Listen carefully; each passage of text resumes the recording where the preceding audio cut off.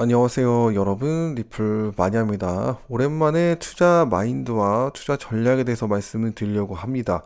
그래서 이 부분은 굉장히 제가 계속적으로 말씀드리는 부분인데 한 번 더 생각을 하시고 투자 전략을 세우실 수 있으셔야 된다라는 거 참고 자료로만 보시면서 여러분들이 스스로 투자할 수 있는 그런 마인드와 전략을 세워 나가셨으면 좋을 것 같고요.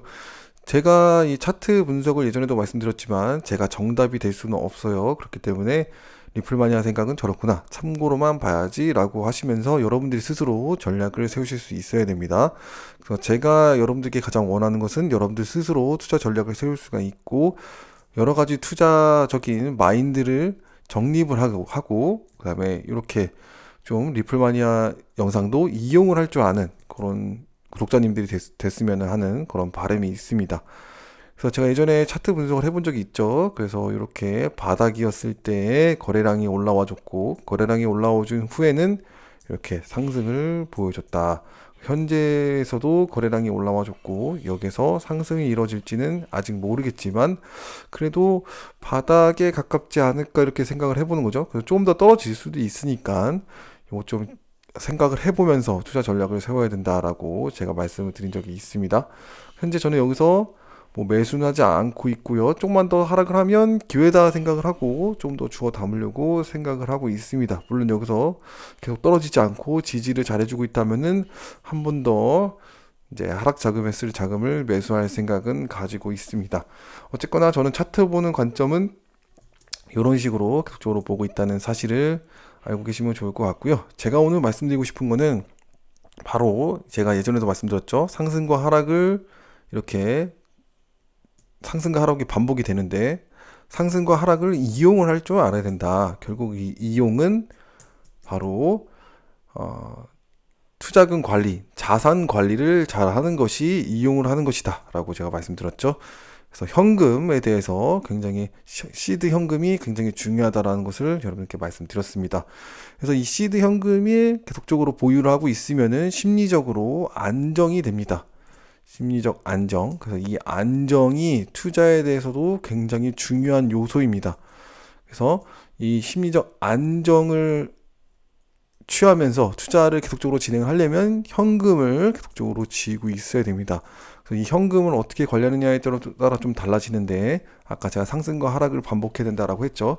그래서 만약에 상승을 한다라고 했을 때는 자 주가가 상승을 한다라고 했을 때는 자, 이게 자산이에요. 자산의 비중을 줄여야 되고 현금의 비중을 올려야 되죠. 왜냐하면 하락할 가능성이 있기 때문에. 그래서 자산을 축소하고 현금을 늘리고 만약에 하락장이다라고 했을 때는 현금 비중을 좀 줄이고 자산 비중을 높이는 이런 훈련을 해야 됩니다. 이런 훈련을 해야 돼요. 근데 여기서 제가 제일 중요하게 좀 생각하는 것은 현금, 시드를 어느 정도는 꼭 가지고 있어야 된다라는 겁니다. 그래서 그래야 심리적 안정을 통해서 투자를 계속적으로 진행을 할 수 있고 또 오랫동안 버틸 수 있는 그런 여력이 되기 때문에 현금을 몰빵해서 투자하는 그런 경향은 없어야 된다 이렇게 좀 보고 있습니다.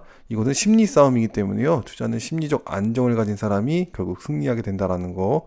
그래서 심리적 안정을 위해서는 현금을 어느 정도 비중을 들고 있어야 된다. 만약에 전체적으로 하락장이었을 때 현금 비중을 줄이고 자산을 높이는 그런 경우가 있잖아요. 그랬을 때도 현금 비중은 어느 정도 끝까지 들고 가는 현금 비중은 가지고 있어야 된다. 그래서 현금을 다 자산에 다 넣지 않아야 된다라는 것을 좀 말씀드리고 싶었고요.